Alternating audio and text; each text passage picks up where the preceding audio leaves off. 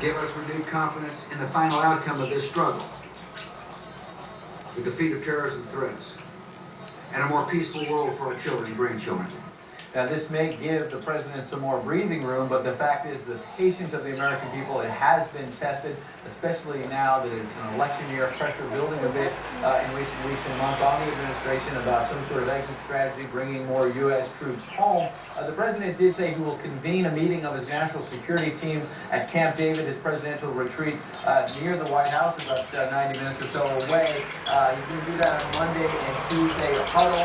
And it was interesting that about the moving forward in Iraq, it was interesting in those Rose Garden remarks, the president noted one thing they'll talk about is how to best deploy American resources in Iraq. They're not hinting at the possibility of redeploying U.S. troops, but not quite getting there yet. As you noted, Hala, we have to be very careful about not celebrating too much too early, Hala. And perhaps that's because Look over here. Hello, Grandma. Hello, Grandpa. Hello, Grandpa.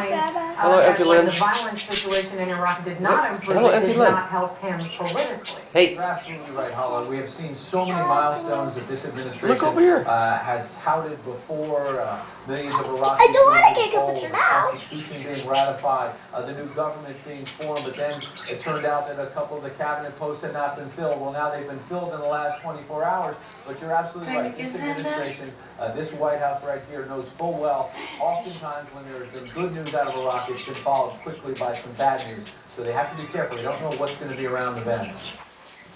Ed Henry there reporting from the White House. Now, British Prime Minister Tony Blair says al-Zarqawi was the most vicious prosecutor of a brutal campaign to stifle... I'm turning off. Say goodnight. But he says virtually every nation has also felt what he called al-Zarqawi's outreach of evil.